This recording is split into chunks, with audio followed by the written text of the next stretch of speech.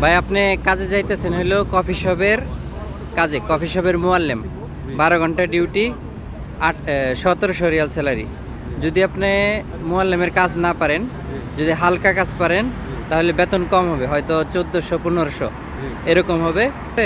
12 ঘন্টা duty, coffee শপের কিন্তু 12 ঘন্টা ডিউটি। যদি কাজ সঠিক পান তাহলে কাজ করতে হইব। এখন আপনার আমি ট্যাক্সিতে উঠাই দিতেছি, ঠিক আছে? থাকা কোম্পানির, খাওয়া নিজের। যদি মুয়াল্লেম হন 1700 টাকা বেতন, ঠিক আছে? ওকে।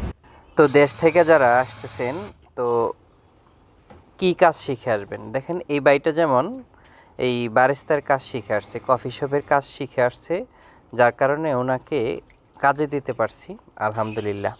তো এরকম যদি আপনি কাজ শিখে আসেন, যে কোনো কাজ, হাতের কাজ যে কোনোটা হোক না, ড্রাইভিং কাজ, ওয়েল্ডিংয়ের কাজ, অথবা কনস্ট্রাকশনের কাজ। আর বাংলাদেশের লোক তো কনস্ট্রাকশনের কাজ করতেই চায় না, হাতে গোনা কিছু লোক আছে সৌদি আরবে এই কনস্ট্রাকশনের কাজ করে। যাই হোক, এই যে কফি শপের কাজগুলো, এগুলো কিন্তু লং টাইমের ডিউটি, 12 ঘন্টার ডিউটি, কিন্তু অনেক টাফ ব্যাপার একটা লোকের জন্য।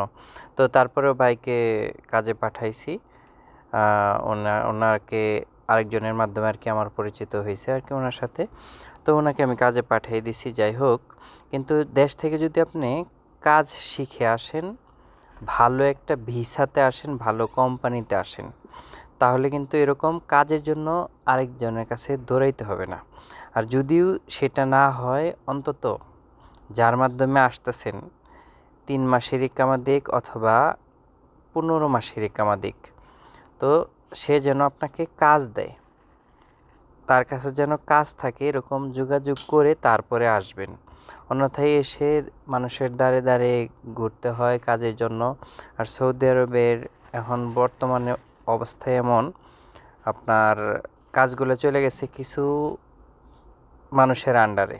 তো তারা বিভিন্নভাবে হাদিয়া অর্জন করার মাধ্যম দিয়ে কিন্তু কাজে লাগায়। তো হাদিয়া ছাড়া কাউকে কাজেও লাগানো যায় না সহজেই। তো যাই হোক, এই ভাইয়ের জন্য সবাই দোয়া করবেন, উনি সৌদি আরবে নতুন আসছে। তো এই ভাই যেমন কাজ শিখে আসছে, তো আপনারা সবাই এরকম কাজ শিখে আসবেন, তাহলে মোটামুটি এসেই ভালো একটা বেতন পাবেন।